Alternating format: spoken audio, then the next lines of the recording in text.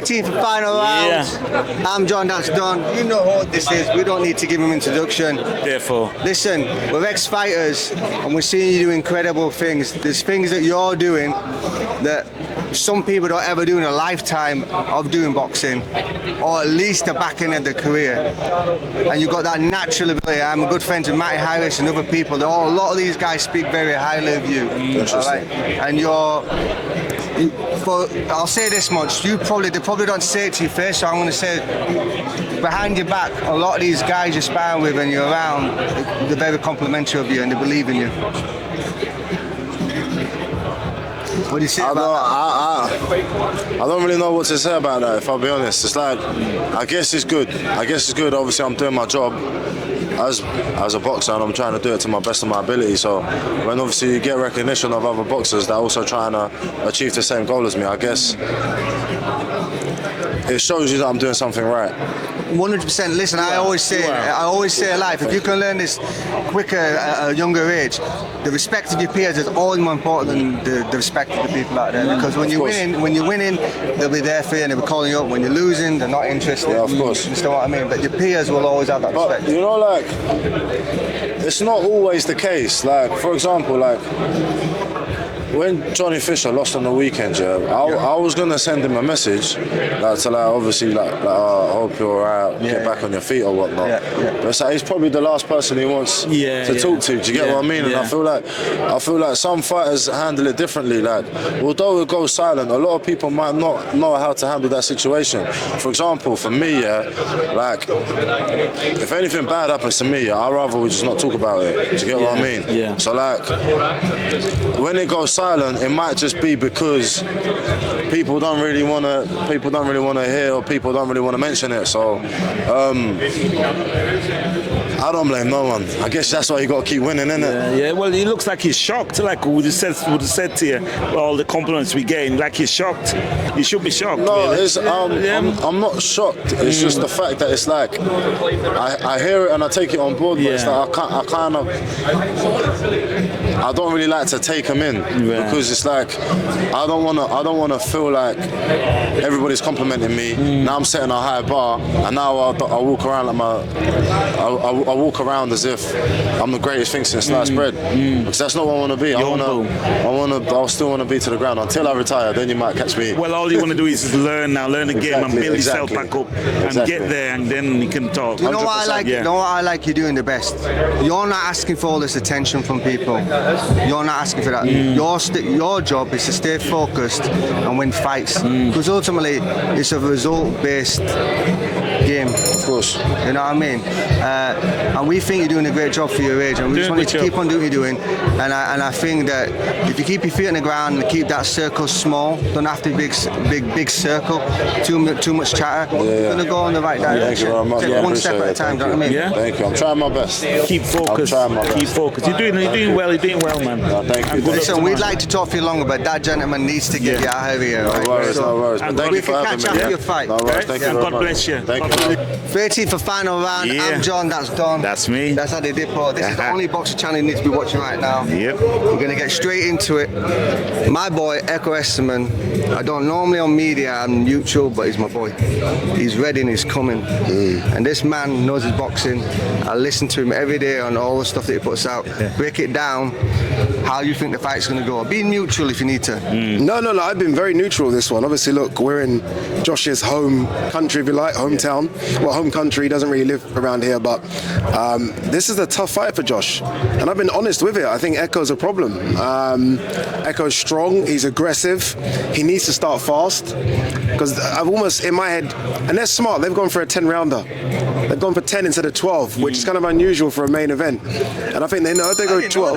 Yeah. I think if they know they go 12, then there's a good chance that Ekow might get him down the stretch. So if I'm Ekow, you've got to start fast and get a couple of those early rounds, because Josh is going to nick rounds, because Josh is a good fighter, he's experienced. But I almost feel like Josh might get the early of it, and then Ekow comes on, and is there enough rounds left for Ekow to claw back because I think Ekow will be down early, just because of the magnitude of it.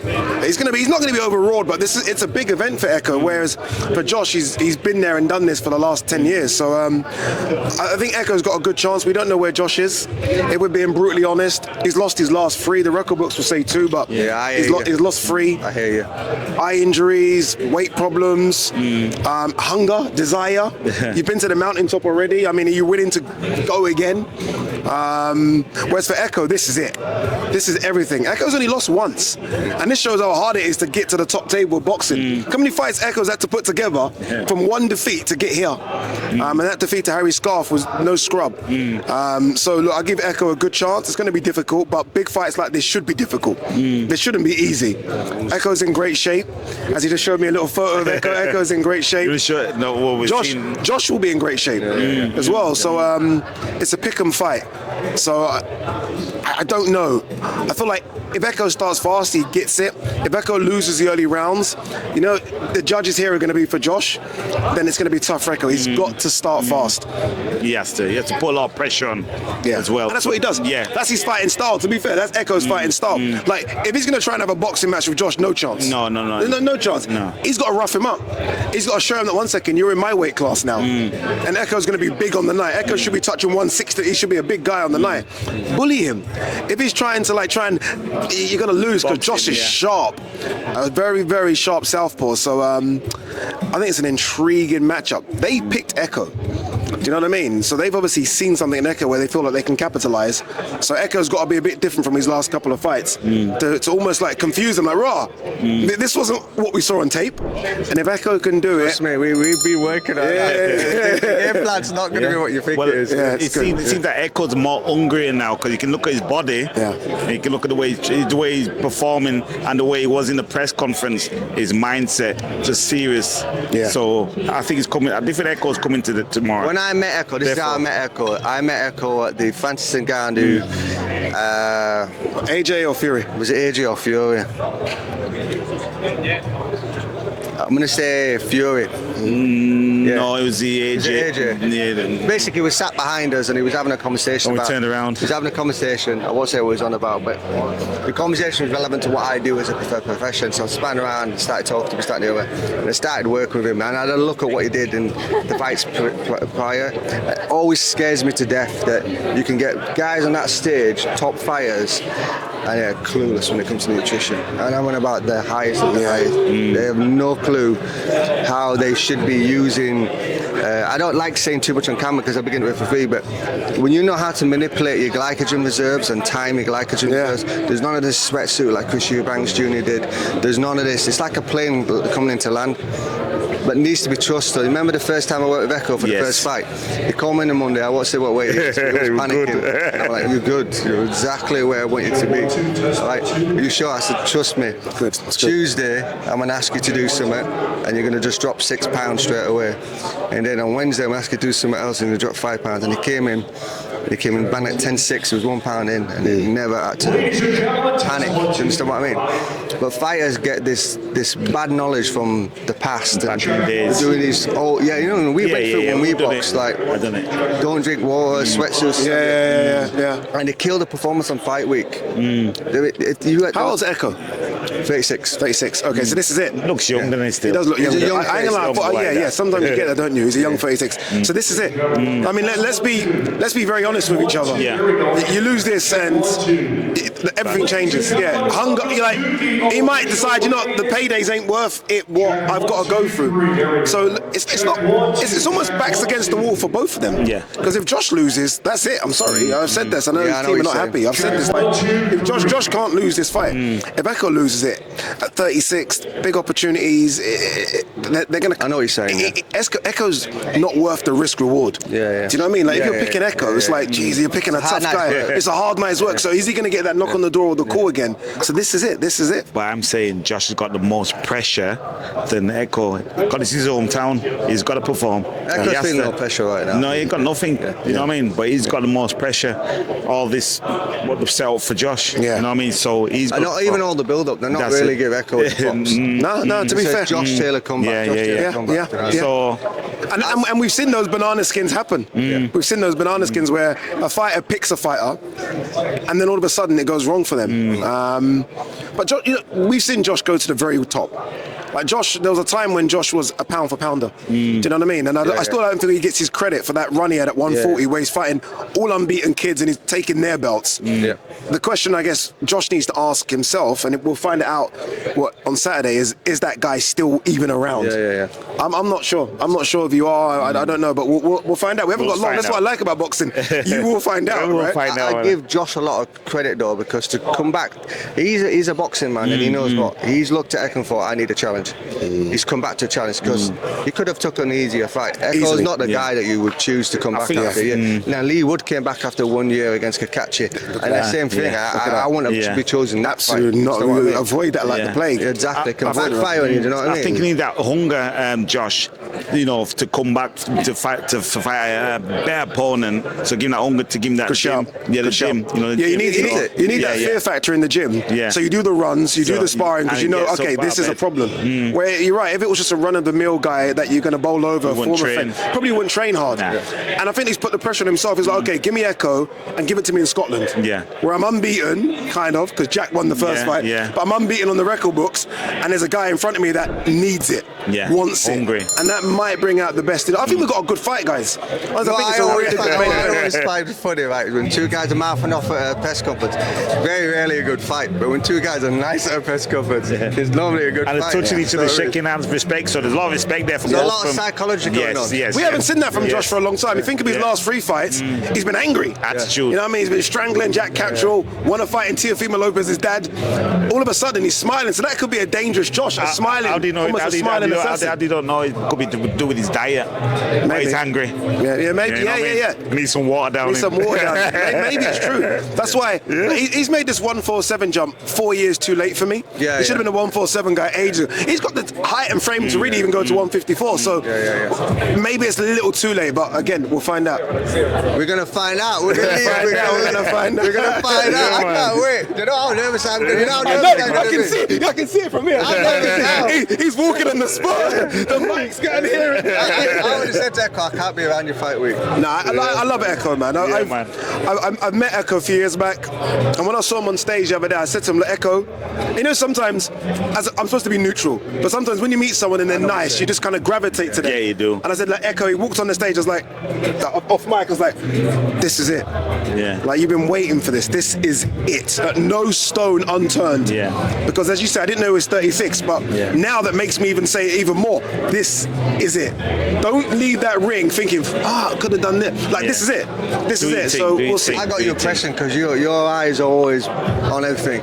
I went to Dev yesterday, you messed up, Dev. And Dev goes, what do you mean? He goes, you didn't talk about the Jack Cattrall sparring session that we sorted out for Ekow. I spoke to Jack about this yesterday. I had Jack on Talk Sport. And I spoke to Jack, and Jack said, obviously, look, my style's not the same as Josh's, but they wanted something. They wanted something from that spar. And he said it was a good spar. He said it was a good spar. And I'm like, if Jack's saying that, do you know what I mean? It's Jack's saying confidence. That, do you know? That's a great idea, by the way. Even psychologically, if you're Josh, you're like, whoa, 1 second. I was waiting for Dev to say something. Dev should have said, you'd have said something. What? I've got it all locked down. But I watch boxing. Do you know what I mean? I'm not saying Dev doesn't before everyone comes to me. But for me, you guys know the YouTube. I'm watching everything. So I'm seeing people's Insta stories, what they're doing. So that one would have been a good one to chuck out. You know that Josh wouldn't have been as nice after that. There you go. That wouldn't have been nice. Forget all that nicety. Let's rumble it a little bit. Put something in his mind. You watch though. I will say this though. You watch. It's all nice. Wait till these guys go nose to nose today. Then the switch. You guys know, you're former boxers. It will turn. Press conference is nice. Once they see each other, how shaped. It's time. Then it's time. It's time to rock and roll. I'm nervous. Gonna hit it. Time to rock and roll. I'm going there and split up, man, John. I'm about to go and help, man. Quick one. I know they're going to ask me to come on. This Moses Itauma thing. Real deal or not? Because people are saying this guy is ready to go now. I'm going to be totally honest with you. Now. And I'm like, what? Can we pump the brakes a little bit? I'm going to be honest with you, right? I know certain people who sparred with him. I'm not doing what everyone else does because I know about the sparring. Okay, so you're saying pump the brakes a little bit. Yeah. I'm thinking Pump the he's brakes. 20 years Wait and old, see what you're he's got. hyping him up. You ain't gonna know unless you get in there against a guy like Ekow Essuman who's gonna put pressure on him. So someone like, Right now, give me a name then. What's the name? Give me a name. It'll get Who can do that to buzzed. him? Yeah, is it someone like Hergovic? And then we find something out. Bakoli. Nah, you know what? Yeah, you know what's crazy about this Bakoli thing? I think because they saw Bakoli £300, I'm telling you, if Bakoli gets to 280, that guy's still a nightmare. You know, I don't care what anyone tells me, still a nightmare. I know, right? You know, right? You know.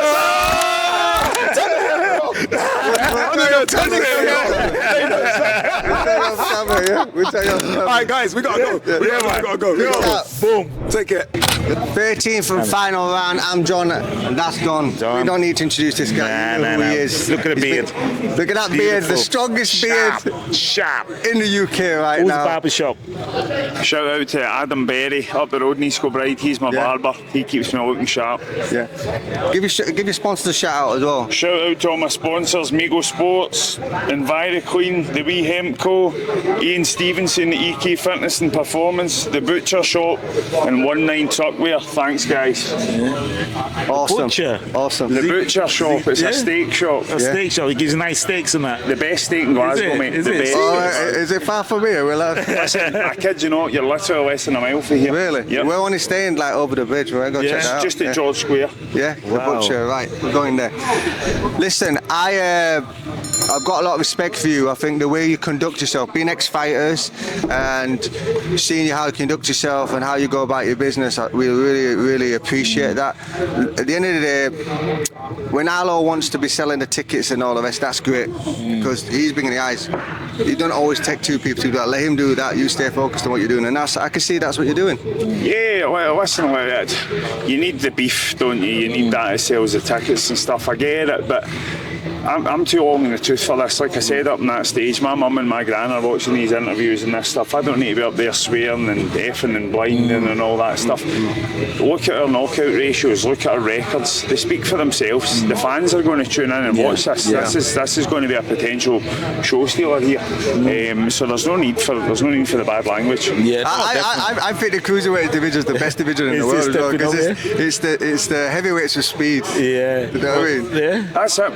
We're taking that wee bit of weight off. We're coming in at 14.4. Chances are we're blowing up. We're coming in at 15 stone in the ring that night. So you are so really heavyweights, really. Yeah. In the ring. Aye. 15 stone hitting you at speed. You're going to sleep. Simple as that. Defo. So my business partner is Johnny Nelson. He was not a bad cruiserweight Cruiserweight champ. The cruiserweight Is that champ. your business that's partner? my business. Johnny Nelson was not a bad guy. He had a good run, man. So we're from the Ingles camp in the 90s. Nazim We both trained Mohammed, Ingles. Johnny Nelson. Yeah. All them when I was in the gym, it was like when you went to sparring, it was like Neville Brown, Johnny Nelson, Ryan Rhodes, Junior. Nazim, Junior Whittle, I used to live with. Pay to watch stuff, but you would have paid to watch that stuff in the gym. Buster Keaton. Get smashed, Remember mate. Buster Keaton? Remember Buster Keaton, the British champion? Yes, yeah. I used to wait. I used to come in at 3, and they used to spar at 7, and I used to wait around because Buster Keaton, Johnny Nelson sparring. Ooh. Kelly Reed's. Kelly Reed as well. Yeah. But honestly, like popcorn on the competition. Do you understand what I mean? Yeah. So I can appreciate cruisers. You know how they spar in Ingles where they have like 5-6 people in the ring at the same time? Is that right? So, Yeah, was so it body just- sparring. We call it round robin. Oh, is that what you call it? Call it round robin. So one in, one out, one in, one out. No. You got 5 people in the ring at the same time. Really? Like a nightclub. Sometimes Sometimes it's one by one. Sometimes Brendan would read the situation like, so if you're in like with Naz, they put 3 in at the same time, so chin him. Right?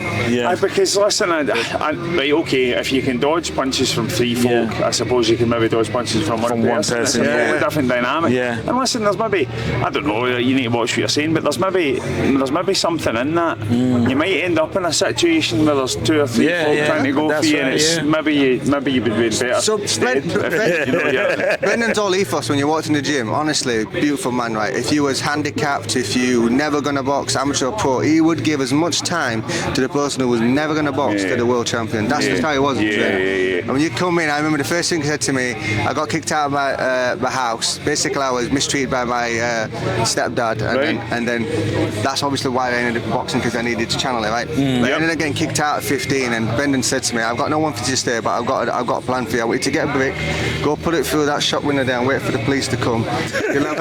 So he said, you'll have somewhere to sleep tonight. and then we'll go from there. Yes, there you go. Not a mindset. What he said to you in the gym, he said, don't talk to me until I talk to you. Yeah.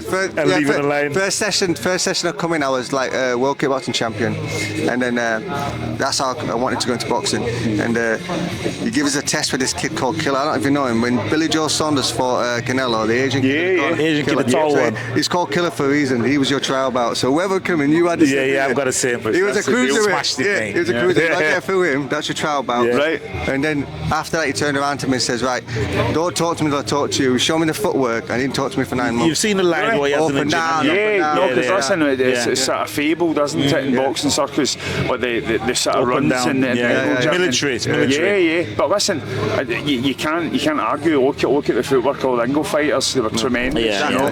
That was all Brendan's thing. He said, if you're going to win, lose or draw, but one thing you're never going to do is get hurt. I will protect you. On the street, in the ring, you will know how to look after yourself. Listen, and I like that. Do you know what I mean? Look at the way I go about my business. I've been quoted as saying it in interviews. It's like wham bam, thank you, man. Any fighter can benefit for being a wee bit more mobile and not taking as many punches. That's right. You know yourself. That's the name of the game here, especially up at our weight. Yeah. You know what? I could speak to you all day. No, we said 3 minutes. We said 3 minutes. But listen, it's fight week tomorrow, right? Go do your thing. Thanks, stop it. Arlo didn't want to talk to us. You talk to us. We appreciate that. He's Mr. Big Time, isn't he? He's Mr. Big Time. He's up for interviews, isn't he? He'll speak to the zone. Everyone starts at the bottom, right? People like Ben Whittaker and Ben, I remember saying this, has already told us he won't talk to any other media about us now. Relationship. Yeah, of course, that's what it's all about. Boxing circles, you know yourself, guys. Like, you share your stories, you meet good people, and it doesn't matter what era you came through on. Everybody's got something in common. That's right. And if you can't make time for guys like yourself, ex-boxers, ex-fighters, you've got the respect, and you're looking to give me a platform and get, if you can't make 3, 4, 5 minutes for that, what are you doing it for? For us, we're out here not to expose fighters, we're out here to give the fighters exposure, opportunities that we didn't get when we boxed. And on fight week, to make fighters feel a little bit more relaxed. We haven't even talked about your opponent, have we? We haven't even talked about that. Talk to you as a human being. So it's like Ekow Essuman, I'm the nutrition S&C coach. So I'm here. I'm doing it with a lot of fighters, S&C and nutrition. There's actually someone from Scotland. I can't say it until I get over the line, but it's big names. You really ain't silly. I know them guys. But you'll know there's someone big in Scotland who I'm going to be taking over the nutrition. And it's going to come out next 2 weeks. Brilliant. And that's all from starting an organic relationship, because I tell you, 99% of the people up there on the big stage are doing it wrong. 95%. It's all for the self. No, I know what you're saying. You know what I mean? Listen, get to know him. Get to know you. Get too deep into it. There's a lot of personalities, and there's a lot of money, and there's a lot of different things get thrown about. How many followers you got and all that? Asking. But you're looking for the genuine people in this game, and there's few and fewer every year that goes by. Yeah, I mean, I got that today. How many followers you got? But I'm not going to mention the name. You know that. I'm not going to mention the name. I know it. Tomorrow we'll mention it, though. I know it. Is that your boss over there? That's the boss. That's my boss there. That's my boss there. Come on. That's my wife. Are you shy in front of the camera? Come on. Listen, it's not ITV, mate. Come on. Say hello. Come on, say hello. Listen, are you proud of your husband for tomorrow? Yeah. Has he conducted himself in this PR build-up of the fight? He has, very proud. And I think just the way that everyone gets excited and acts the way they do it, they disappoint themselves, don't they? But super proud, and it's just getting in there tomorrow. And one thing, are you proud of his beard? No. Why? She wants me to shave it off. She said to me, I'm never having a beard, by the way. She'll never let me have a beard. I'm always moaning at him, I'm just another inch shorter just to get off. I know you're happy for the butchers, though. The sponsorship is what you brought into the home. Absolutely, this is eating time that we're chewing up on. Shai's getting in for the steak, definitely. Shout out the butcher shop and the Spanish butcher. Listen, we're going to leave it there. Yeah. I'm going to pray for you, all right? I pray in the name of Jesus that you come out with the best performance of your life tomorrow. Okay? Amen. Thank you. Amen, guys. No, listen, thank you. Believe in God? Do you believe in God? No, but God's going to watch over it tomorrow we're gonna say amen. Right, okay. All right. Pray for our boys. Creative for Fine Man. I'm John. That's Don. John. This man here don't need no introduction. This is one of the fighters that I always really appreciated. Very technical fighter, very talented fighter, and he's doing a very good job on punditry as well. Thank you. You adjusted well into that. Yeah, it's an easy job, isn't it? I mean, Easier than getting hit, yeah. just say what you see. You watch a fight and you talk about it for 5 minutes. Yeah. A lot of people that I'm around, because I'm ex-fighter, so a lot of people that were around always speak highly of you and how you. Peter Ashfat's one of them, always talks very highly of you. I want to ask you a question. Ekow Essuman, Josh Taylor. Has Josh Taylor not read the situation correctly? No, I mean, it's a difficult fight. I think you have to give Josh all the credit in the world for even taking this fight, because it's all risk, no reward for him. Ekow's a great fighter. People in the boxing trade know that, but he's not the biggest household name. So all the risk is on Josh Taylor, and I think he'd have been forgiven for kind of taking an easier fight for his first fight in the welterweight division. So I think it shows you what he's all about. The fact that his first fight in a new division is against someone like Ekow Essuman. Tough fight, but if we see the old version of Josh Taylor, which I think we might, just because of the new division, we're in for a special night. So have you ever seen anything of Ekow Essuman? Like, have you ever seen anything about him? Yeah, I mean, fights. I've watched. I love Ekow. I've watched a lot of his more recent fights. He's a quality fighter. He's only had that defeat to Harry Scarf, who's just a nightmare for anybody, just because of his dimensions and the length of him and everything else. But Ekow the Engine, that's his nickname, and it's very, very fitting. He's dogged, he's determined, he's tough, he takes a good shot, extremely fit. And depending on what version of Josh Taylor we see tomorrow night, it could cause him problems. That's what I'm trying to get to. Yeah. How would you see now with that engine against Josh? Because Josh, has he ever had the engine come towards him? Yeah, I mean, Josh has fought. I mean, the killers that he's beat on the way up, it's been absolutely incredible. So he's come up against so many different styles. But maybe no one's like Ekow who has that kind of, hands high walk forward. Maybe there was a Ukrainian, was a Branchuk he fought, I think. Yeah. Maybe you could compare that to it, but I think that, look, I hate to say it because it's a cliche, there's levels in this game, isn't there? And Josh Taylor's been at an extremely high level. But it's just about what he has left, and we'll find out tomorrow night. Who turns up? Absolutely. I'm a little bit biased because I met Ekow. It was the Fury. He just lost against Scarf. It was Fury v. Fury v. Ngannou. And he sat behind me, and he was on about a conversation about nutrition, and I span right because I'm a qualified nutritionist. I work with a lot of fighters, and then I took Ekow on. So I've done Ekow's nutrition and S&C for this fight, and I put him through the paces. So good man. So he had an engine before, but what he's gone through this time around, he's ready. And I got him to make weight early, so he was made weight by Tuesday. Okay. So just hold it. So he's not struggling at the weight when I took him on. You'll probably know this now you're out of the game, but I would honestly say 95% people on that top level there, 95% of the fighters do it wrong.